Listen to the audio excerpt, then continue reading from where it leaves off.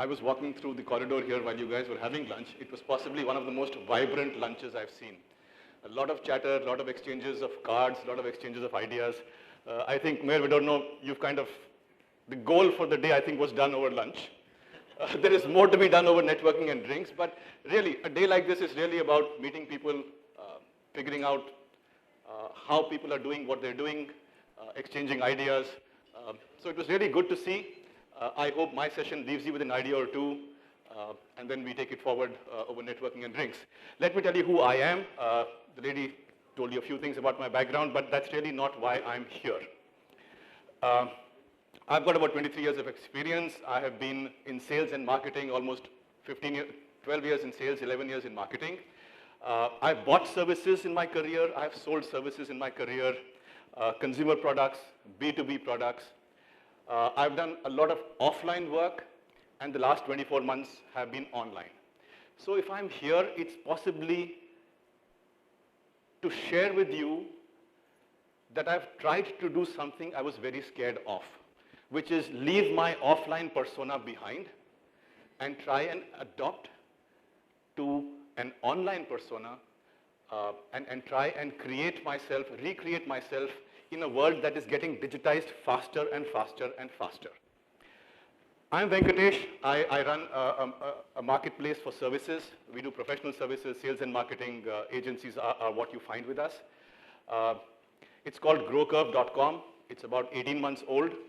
And it's the story of GrowCurve that I think is very interesting, both from a personal point of view as well as professional. I'll talk to you about how we made that transition from offline to online. Before I started GrowCurve, I was a consultant. I had a consulting company called Hypersonic, which she talked about. I used to go meet people, press the flesh, exchange cards, do one-on-one meetings. And over 18 months, I've given all of that up and come to a virtual world. That, I think, is a very interesting story. Let me share that with you now, and let's see what you guys can pick out of it. Before I start, I want to go back to an incident about 6 years ago. This was with my son, who was about 5 years old. I came back from office, and I saw this guy, all of 4 years old, entertaining himself on 2 small devices, his mother's phone and an iPod. He was playing the same game on both screens with 2 different hands at 2 different levels. Now, remarkable it was for me to understand how soon these guys are not only comfortable with technology, but demanding things of technology. I come from a generation where technology awed me. Anything that happened, Excel happened, and I was like, Excel happened, right? Email happened, all of this awed me. But this is a generation that doesn't care for awe. This is a generation that says, I want more. Can this device, can this service not do me more? This is the power of information that's all around us, the power of information which is very simply put around us, which is put so easy to find that none of us struggles to find out the most complex definitions, services, products, because Google is always there. This is the world that I am now trying to step into. I am 46. In my 44th year, I left behind the offline world and started to step in here.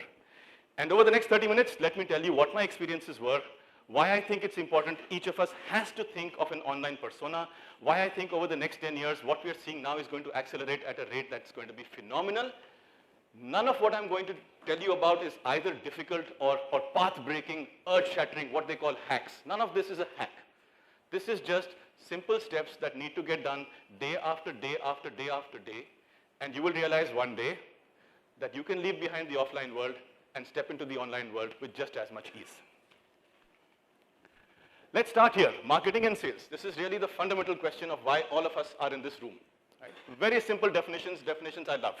Marketing, creating demand for what you have to sell by addressing customer needs. We've all heard this again and again and again.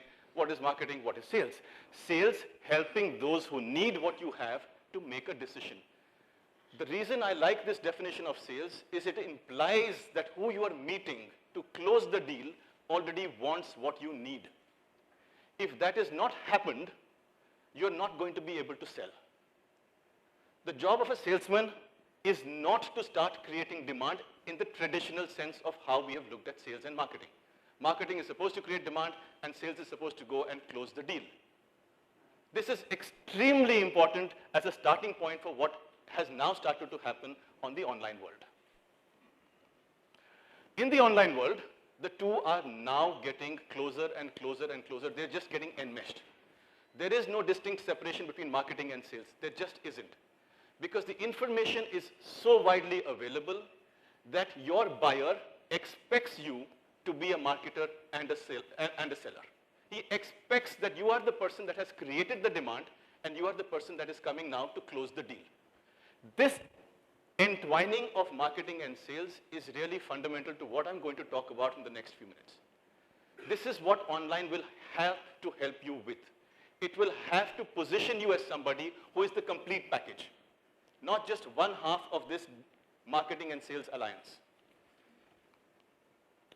B2B sales is changing. I have now seen both sides of B2B sales, the offline world and the online world. With technology, fundamental changes are happening, especially in terms of the buyer.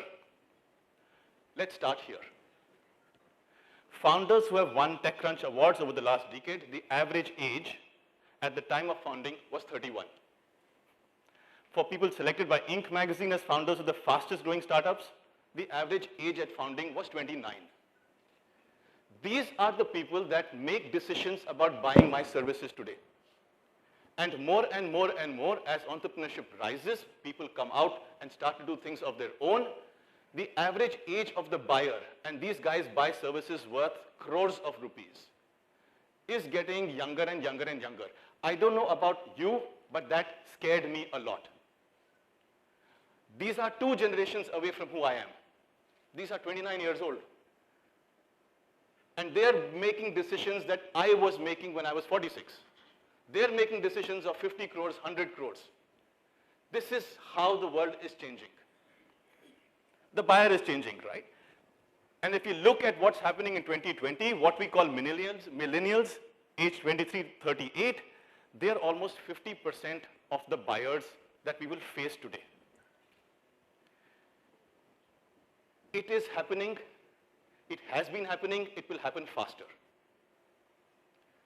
People are getting more comfortable with information. What we took years to pick up as experience, knowledge, learning, people are doing it faster. This is phenomenal. And this is what we have to live with every day. This is what we have to adapt to every day. This is what we have to get ahead of every day. There is too much choice. There are just too many tools for processing information. If anybody here disagrees with what I'm saying here, please let me know. But there are just too many tools. You want any piece of information about a product that somebody is coming to sell to you, you have already figured out who are the 10 competitors, what is this product range, how has it been evolving, how will it evolve again. You know this much about somebody who's coming to sell to you. What is the responsibility of that seller? He needs to know this much and more. This is no longer about people exchanging brochures. This guy has basically got all of this information on his phone, iPad, whatever you call it, and he is basically testing every seller on how much more the seller knows from what he knows. This is a phenomenally challenging environment in which we are selling today. 74% research, at least half of their work purchase is online. 60% research products on mobile. 91% prefer to buy online once they've decided what to buy. That's the other problem you're facing, right? When people want to buy, they're not necessarily going to call you. They're going to find the nearest portal, the nearest aggregator, the nearest wholesaler who can sell it to you. What becomes your role? There were times when they would call us and say, "Yaar, order place karna, I want to place an order for this, I want to place an order for that." Now, all they're looking for is saying, have I been convinced that your product and service is what I want to buy? Let me go buy it where I can buy it conveniently. The last line says there is greater transparency and visibility to options, which is very true. And this is just going to get more and more and more and more as technology becomes simpler to use, easier to use. This is a trend that we will have to adapt to. This slide is now talking about how transactions are moving from the offline to the online world. A market like China today does $670 billion worth of B2B products and services bought online. We are nowhere near there. The US market does 340, so China is already 2 times ahead of what the US market does, which means that this trend will happen to us as well. This trend of people buying services online, deciding services online, is going to happen to us at a phenomenal rate. Young people coming in, finding different channels of purchase, where does that leave all of us in this room?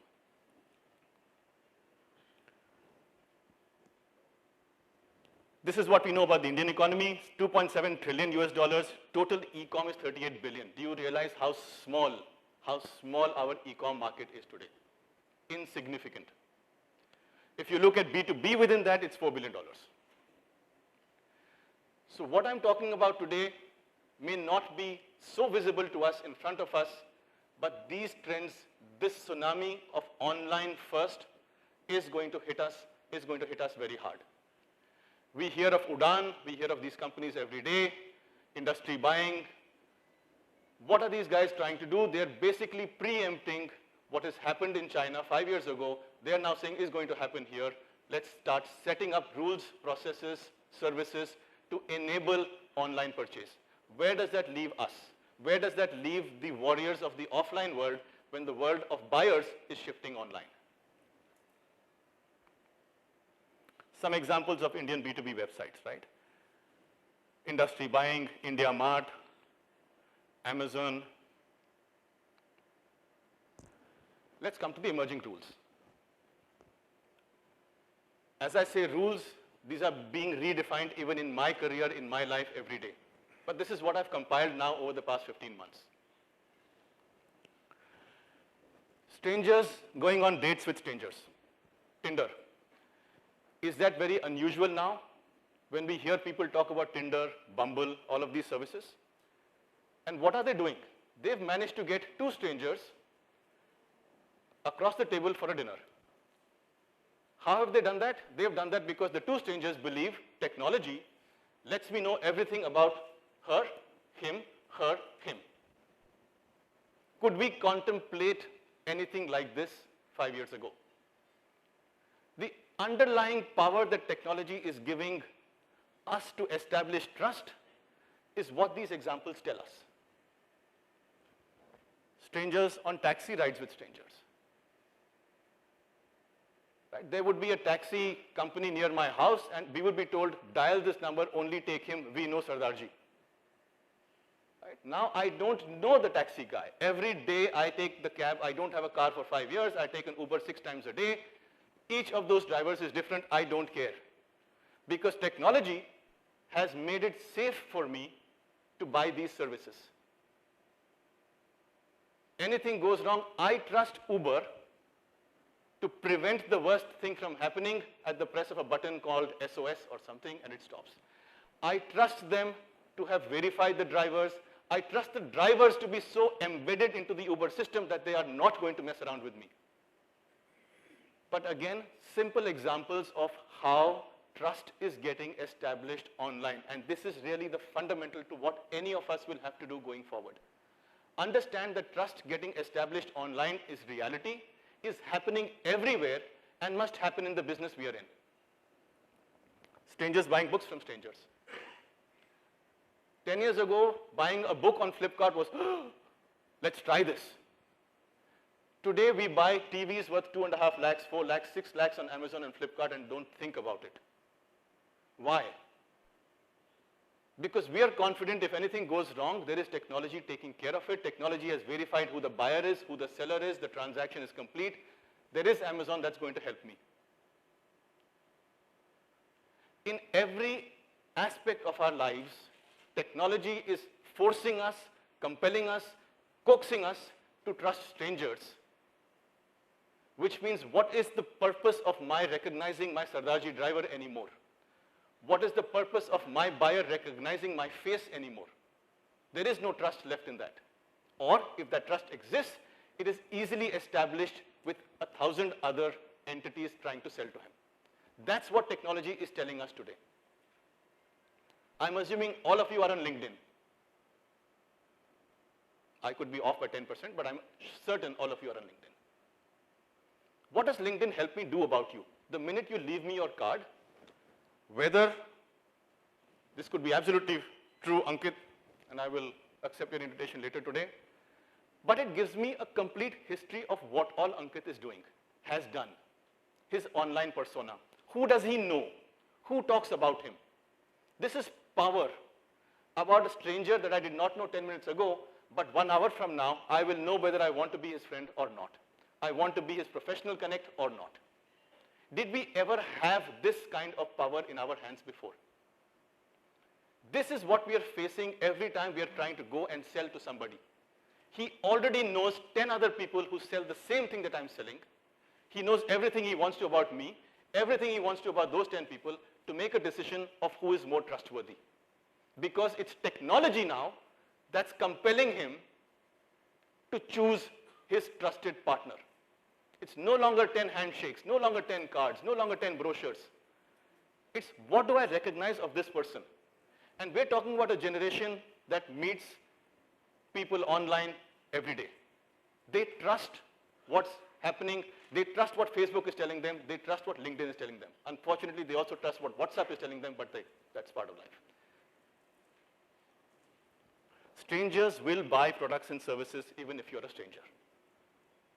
My business is 14 months old. In 14 months, I now have 700 projects coming from strangers who are ready to meet other strangers for ticket sizes of 5 lakhs and above. Is not funny. Is nowhere near where we want to be, but it is not funny. Every day we meet people stepping off saying, this is my family business. I now want to do it differently. I'm a new company. I want to do things differently. I don't know who to find. I'm okay if you give me enough information to trust the partner on the other side. Who would have thought this to be possible?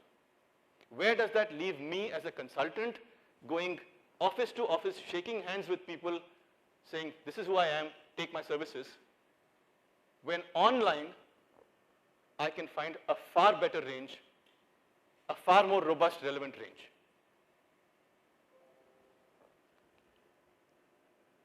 B2B is going further away from product expertise to relationship expertise. Building trust in your virtual persona. This has to happen. This has to happen. If any of us is neglecting our online persona, please take 30 minutes every day to build it up. At 6 o'clock in the morning, I do only one thing. I look at what's happening on Twitter. I look at what's happening on LinkedIn. And I start to update whatever I find relevant. In the last 14 months, my online persona has transformed from what it was in the 10 years before.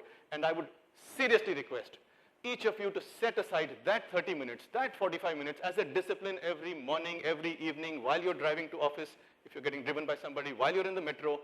Look at where people can find you and make sure that's updated. We don't have to be the world's greatest writers, but we just need to be able to tell the world what's happening in our lives, what our point of view is, how are we evolving in the business that they are interested in knowing about. They don't care whether I like Shah Rukh Khan or not, but they do care that I have a point of view on how trust is getting built on my platform. Those are the people that come and look at my profile. I write every morning, every day about how technology is helping procurement of services improve. This is a 30-minute exercise. I would say please do it. Not because you want to have 1 lakh followers, but because your buyer, they may be only 10 in a year, will come looking for you online before they say hello to you offline.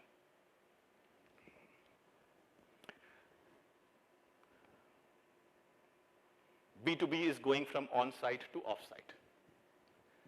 Everything you want to tell somebody about your product or services, he already knows how to find out.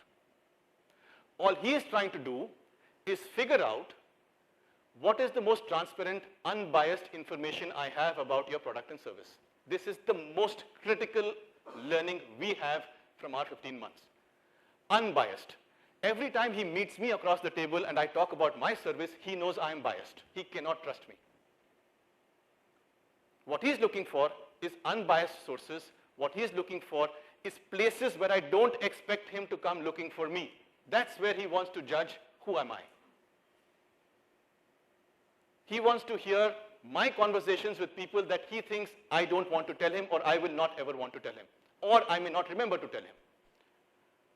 Where online have I said what about whom, where?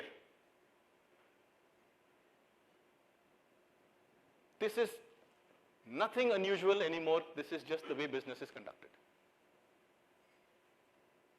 Before he comes and says hello to me, he has in his head an opinion about what I'm going to say. Who else is saying this? What is my competitor all about? And then when I open my mouth, he is trying to match what persona I have built online with what persona he is now seeing offline. My offline presence, my offline information, my offline discourse with him is the last stage of his decision-making cycle. These guys are already deciding faster and faster whether they want to do business with me. If I'm actually in his office, it means I have passed through several filters and he wants to hear now what I have to say. Filtering is so accurate and so pinpoint now. B2B is going towards sales and marketing. Each of us has a responsibility to explain to our prospective customer why he needs to meet me, why he needs to buy from me. That is the fundamental role of marketing. The last element is I go and close the sale with him. But before I'm doing any of that, it is my responsibility, it is the responsibility of everybody in this room to take small moments of their day and explain why are you really relevant. It's a very scary question. Why am I really relevant? But if you do one simple exercise called social listening, and social listening is again very, very easy to do in that 30 minutes in the morning. You look at your industry, you look at your brand, and you look at 4 other brands in your industry and what they're doing online. That's all social listening is. You may have big tools for it, you don't need those. Go on 3 platforms. If you're a B2C product, you will have to go on Facebook, you will have to go on Instagram. If you're a B2B product, look at Twitter, look at LinkedIn. Medium now is becoming interesting. You will see already what your competitors are saying. You will see already how your competitor is trying to differentiate himself by the messages, by the content he's creating. And it's not an army of people doing this. You will be surprised. It is not an army of people doing this. It is people like you and me who wake up in the morning, read something, take a photograph of their newspaper, put it online and say, this is my point of view. That builds credibility. It does. I may not agree with that point of view. I may agree with that point of view. That's for the user to choose. But my responsibility is to make sure that I'm telling a story online which starts to differentiate me from my competitors. 30 minutes, have a point of view, go to the right platform, and we'll talk about which is the right platform for doing what. Spend a little time putting a point of view out there. I cannot emphasize enough, if people are talking to you, they have most likely already made up a point of view.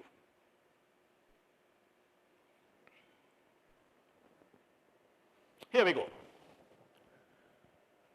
What's a good way now if you decide to go this path of, okay, I believe the world is getting younger. I believe my buyer is coming from a very different space altogether. I believe my buyer is very technologically aware. I believe my buyer knows how to know more than me about my products and services. I believe all of this to be true. How do I start to make an impact? How do I start to make inroads into getting onto the digital framework of my buyer? LinkedIn, we're all good with LinkedIn. Medium, very good place now for long format content across any field that you want. There's, of course, the Economic Times, newspapers, there's Mint. There's something in the middle called Lucia. Has anyone heard of Lucia? Show of hands, please. Lucia. Perfect. Lucia, great. Lucia is a very interesting tool on LinkedIn. You download Lucia, run it with LinkedIn, and any name that you want to search on LinkedIn, you type that in. Lucia will give you email, phone number details of anybody in this room. You could try it right now. Just the person sitting next to you, LinkedIn, download Lucia. They have subscription plans, etc., etc. But this is how powerful these tools become. We are scared to give out our phone numbers, email IDs to everybody, but hey, LinkedIn is working with a very nice company called Lucia. Put in the name, Lucia will give you LinkedIn will give you the profile, Lucia will pop up and say, hi, his number is this, his email ID is this. Please go ahead, make direct contact. Those are powerful tools, very powerful tools. And they make life so much simpler, right? We're running behind, how do I find a cold lead, hot lead, warm lead? Everything is here. If you've not used Sales Navigator, spend some time on Sales Navigator, right? Together with LinkedIn, Sales Navigator, Lucia, I think you have a very, very powerful way of figuring out what is it your buyer is thinking about all day long. Because you will find your buyer through Sales Navigator, commenting somewhere, posting something, talking about a new business, talking about a new requirement. Sales Navigator allows you to figure out what he's looking for at that point of time. Lucia tells you, Arey, here is his email ID and phone number, give him a call and tell him you liked what he just saw. These are tricks, these are tools that work. Hey, I heard you commenting the last 3 weeks on this topic. That's how people now start to believe credibility of the seller when they are online, when the seller is online.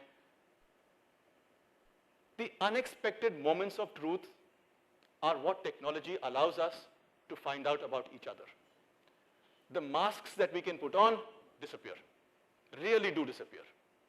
I do social listening blogs every week. I take a brand and I do a social listening blog on it every week.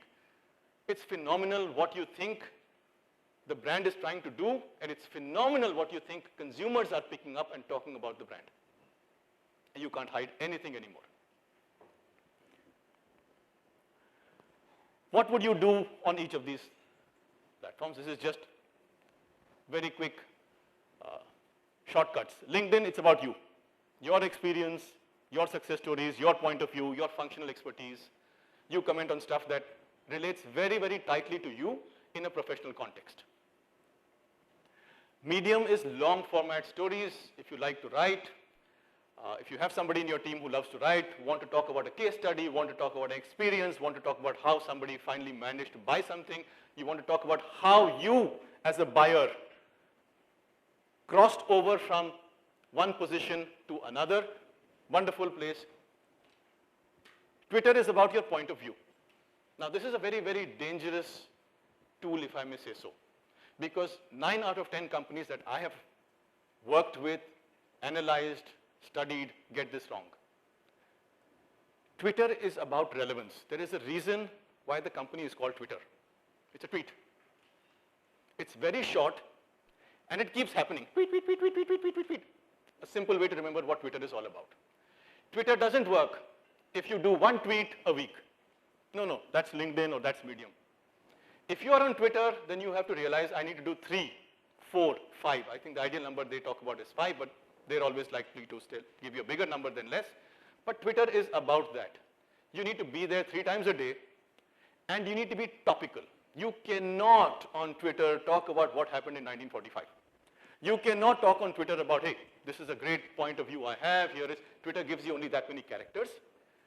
But Twitter keeps amplifying things that are relevant and contemporary. If you don't have any of those, don't waste your time there. I have seen so many companies simply cut and paste content from Facebook onto Twitter, content from Instagram onto Twitter, content from everywhere onto Twitter because they need to be on all platforms. You don't need to be on all platforms. This is the beauty of technology. Your buyer is not looking for you everywhere. He's only looking for you on Google, and Google decides where are you most prominent. Depending on who you are, what is comfortable to yourself as a person where you want to express yourself. A lot of people like to express themselves in 15, 20 word tweets. They like it. Their personality is keep it brief. A lot like long stories. A lot like pictures. If you're a B2C company, and I've heard a lot of them do this, they love to get on Instagram. Anybody here on Instagram? Don't be shy. It's a nice, happy place. The beauty and the underlying principle of Instagram is visuals. Visuals, they have to be sharp, they have to be bright, they have to be unique. If you don't get that right, please don't waste your time on Instagram. It isn't about selfies getting posted because, hey, I've got a selfie, I put it on LinkedIn, I met Satya Nadella or whoever, I put it on LinkedIn, I'll also put it on Instagram. No, please. Understanding what each medium is good for, what content it takes and thrives on, and what personality you can build on each of these is extremely critical as you get on to online sales.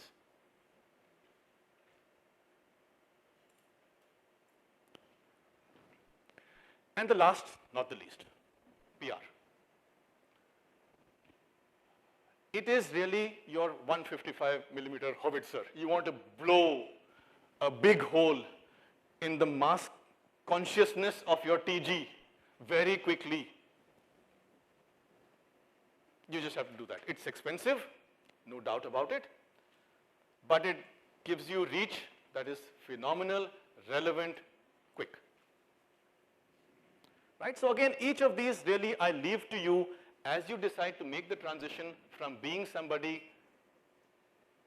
easy to find online, you start to choose where you want to be. Each medium is different.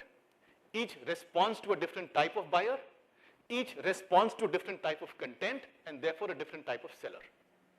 It's never one size fits all, but with consideration, you can determine what's the mix that I want to work with. Usually, we work with LinkedIn as something's always happening there. Once a day, once every 2 days, something's always happening there. LinkedIn content is pretty simple to put in. Something happened in the office, some celebration at work, new client, new deal closed. All of that goes here. Awards. Twitter has to be very, very, very, very frequent, but it's a very complex platform to be in. To succeed on Twitter, you have to be careful. I have not found too many companies that have gone with a complete standardized approach on social media and be equally successful in each. Twitter demands a very high degree of engagement into the platform before the platform engages back with you. Medium, again, if long formats appeal to you, if your stories are what lead to long format, case studies are really very good examples of how things happen on Medium, please go that way. And finally, Mint or PR. Now, the PR engine is also something that we try and regulate because of its price. It is an expensive medium. If you go that route, you get very good results, but you just have to understand that it's a very expensive route. So when we are looking at creating digital personas, when we talk to our clients about how they want to create digital personas, broadly, this is the framework we try and give them. Broadly, this is the framework that our digital agencies will start to talk about clients. How frequently, what business are you in, who's your buyer, where could the buyer be, where can you find the buyer, what does this platform want you to do, how frequently must you engage in this platform, and finally, what's the budget you have in mind to reach what you're trying to reach. I always like to put this chart. And I do this because each of these are very compelling stories about why we really have no excuses to move away from offline to online. These are not very big expenses that allow you to start taking small steps and experiments in your journey to create your online persona. A lot of people that we have shared this with get very surprised. But it really isn't that difficult for you to start making the transition. LinkedIn tends to be expensive if you don't have a writer in-house, a content creator in-house.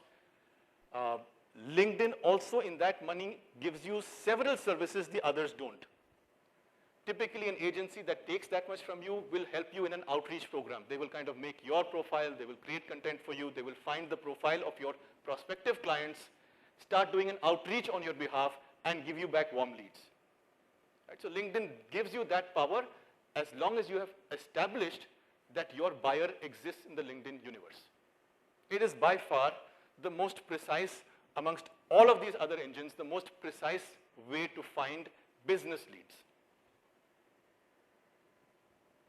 Twitter, yes, this is basically somebody who's going to talk to you once a month and say, okay, what do you want to talk about? How do you want, what's the tonality you want to have in your organization? And then taking topical subjects every day, they will on your behalf tweet.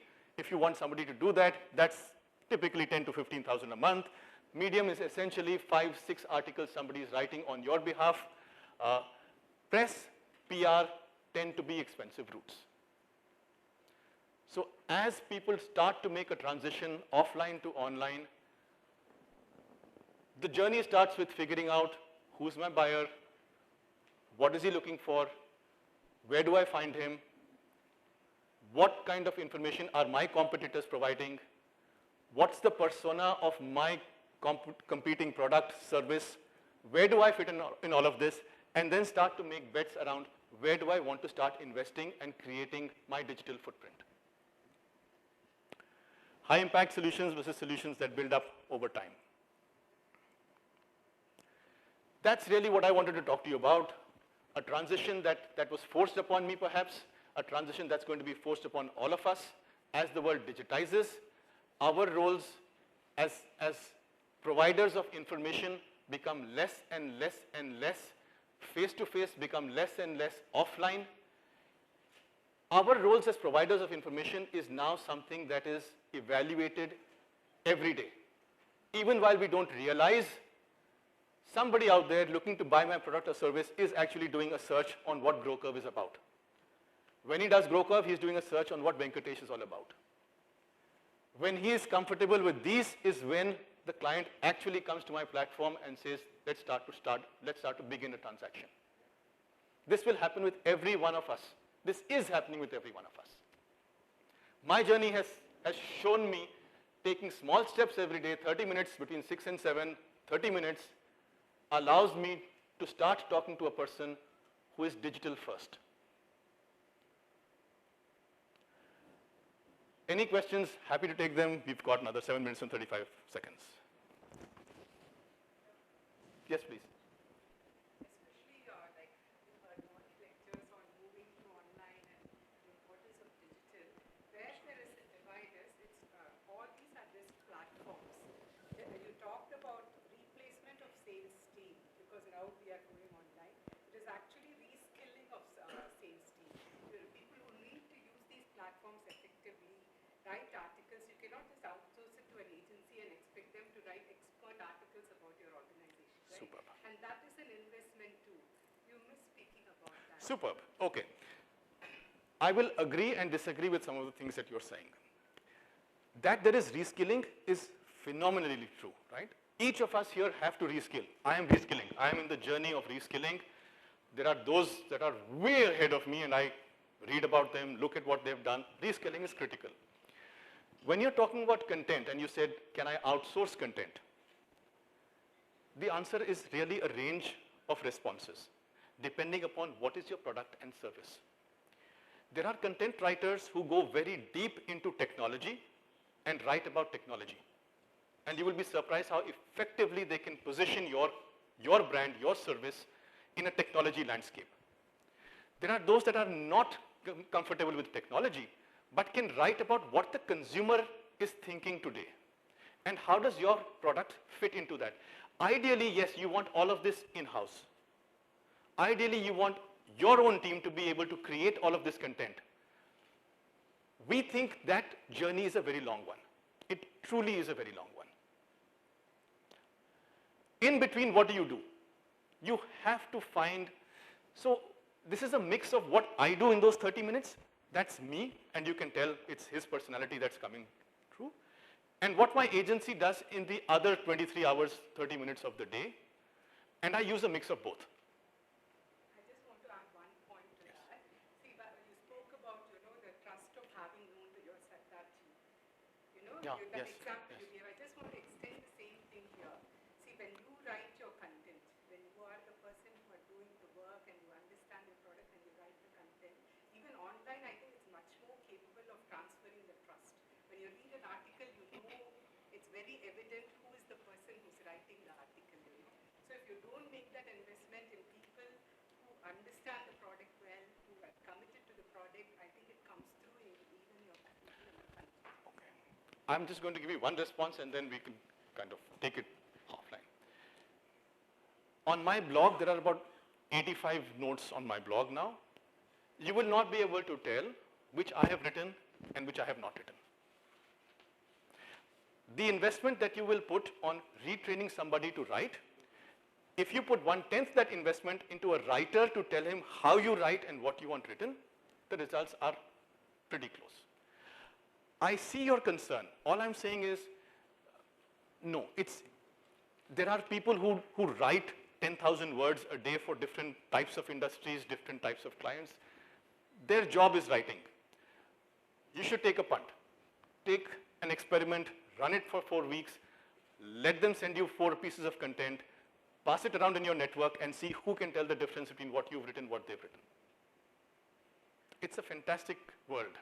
People are really figuring out more about who you are online and then writing the way you would write is where the power is. That's really humbling, it's really scary. My writers know more about me before they meet me than I would have ever imagined. That's what they are translating. That's what good writers translate back into content for you. Give it a try. You have no choice. I think excellent presentation, short and crisp. Thank you. What I wanted to ask you is, how much of this has relevance for pure technology or engineering companies? Wow. Because we are talking about hardcore engineering. Yes. There is, for example, the salesman has to impress upon the client what are the features of his products or of his pumps or machinery. Yes. Yes. Okay. Now, when you say a salesman has to impress, Yeah. 3 years ago, I would have said has to impress. Today, I would say has to impress. 3 years from now, I'd say, yeah, he talks to him about it. Sir, even the most complex products, your buyer is in that frame of mind that he is determining what's really happening. A client of ours on the platform is the world's largest producer of water treatment chemicals. There are his buyers that want somebody to come, put that chemical into a drum, see how clean the water is, test the water, do everything. There are his buyers who are now asking for catalogs, information, technical data, which they ask from 4 other clients and figure out what they want. The notion that we and only we know better than our clients because it's our product may be true. But the buyer's confidence in evaluating your product, independent of your salesman, is getting higher every day, is what we have to be very, very, very conscious about. And we have to ask, how is my company ready for that? It has nothing to do with your seller. Your salesman will still go and say, this is the best, this is what I know about the product, I've been trained, etc.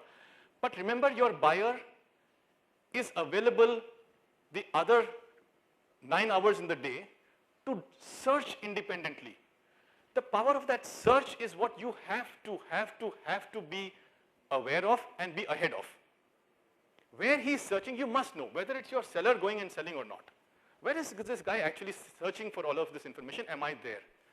Those are moments of truth, moments, opportunities of selling that you shouldn't miss. How good your product is, how good your salesman is, I have no comment on it, and I will not. But I'm saying 5 years ago, the buyer did not have options apart from a seller coming to him. Today, the buyer has a lot of other options to know more.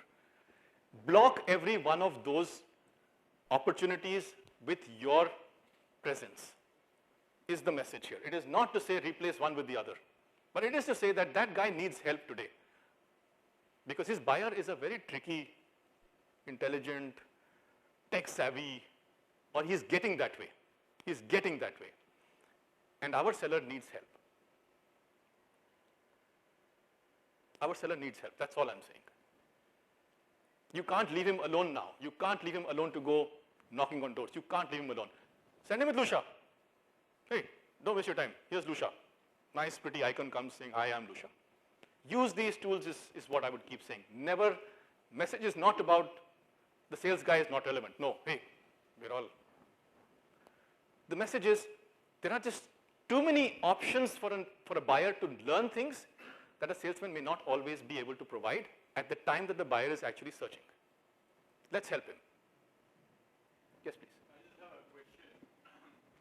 So, with your background and your knowledge, in your opinion, in the foreseeable future, what would be the role of a salesperson? How would he value add in the sales process if we're all going digital, especially coming from a similar question in the engineering background? So I will marry that to his question.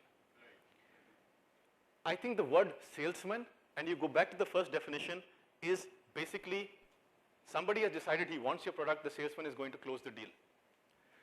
That definition is changing, and you will end up, in my view, as a sales and marketing person. I will not use the word expert or anything. Right? What you have to train your people, and it has to start with you, which is why I do my 30 minutes of yoga and online presence. Not the same thing, but I do it. Because you have to figure out how, as a salesman, can you evolve in this way. I don't want to make that distinction between what will the salesman do. The salesman will do exactly what he's doing, but he has to do a little bit more. He has to be aware that a customer is looking for his product and service even when he's not in front of the customer. How would you react to that knowledge is where you have to start this conversation. If you know that your customer is right now online, looking for your competitors, looking at your competitors, looking at your persona, what would you do? Nothing different, except that you'd make the time to be there. The salesman is not going to disappear. His skills will not disappear. Like she said, you have to start getting him to think a little bit more about even demanding, right? Your conversations need to be perhaps about where is the buyer when he's searching for information. Are your salespeople asking him those questions? Sir, aap kahan se dhoondte ho information? Where do you look for it? And then feeding that back to you, saying, look, I'm not the guy that can write content, but I know he's there, and I know this is where he picked out that information, and I know he knew this before I met him, which he should not have. How is this happening? Is what I think all of us here have to encourage our teams on the ground to start feeding back to us. How are things happening that are seemingly out of our control today? And they're seemingly out of our control today because these other avenues that have opened up, we haven't paid attention to them enough.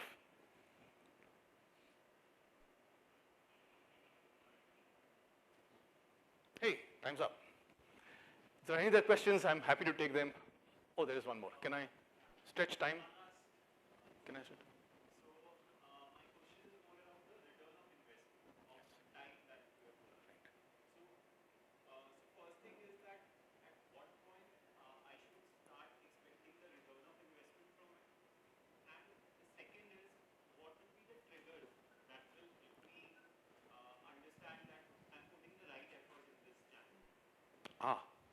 Okay, so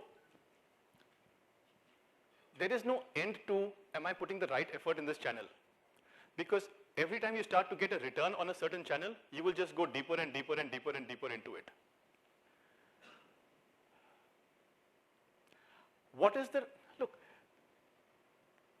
this is not by any stretch of imagination easy what we're asking everybody to do now. It is not easy. It is not a question of I go out there tomorrow morning and I start tweeting 4 times a day and I must have 100 followers and 3 calls from prospective customers. Right? These are all iterations, trial and error, which is why I put that last chart out there. Right? You have to work with somebody who understands the space, set the baseline right, and then measure incrementals from there. This is what digital is about. If they say digital is this, digital is that, I'm skeptical of digital on all its capabilities because I think every time we think we know what Facebook is doing, they switch the algorithm. So they keep making you run behind something and spend more money. The question for you and what you're asking is, what's ROI? The answer is, you will not know till you try it. For me, ROI was spending 15,000 rupees for 6 months and getting 1 customer out of it. because that customer paid for 6 times what I spent on that. For each of us, that decision will be different. What you do is go to what is called cost of acquisition. Right? If this is my customer, this is my margin, and this is what it's costing me, is it worth it or not? That's what you want to answer. You can't answer that today. You can have a framework to say, look, if I get a customer who's paying me 5 lakhs, and I have a margin there, which is say 2.5 lakhs, then I have to see what did it cost me, my time, agency time, media spend to get that. Is that worth it? At what point will I be skeptical? Once you have that number saying, okay, I can spend up to 50,000 rupees for my first closed lead, then you start to measure what's happening. But it's a journey of many, many, many, many, many steps. I assure you it is not as linear as we'd like it to be.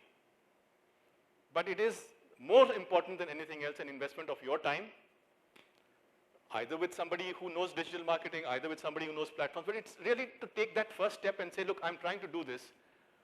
Everything is measurable, right? So that's the big advantage of digital.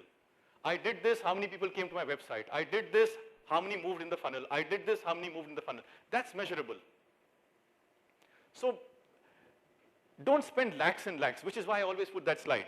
It's a matter of thousands. Spend thousands, see what comes out of it. Is it in the direction you want it to be? Stay with it.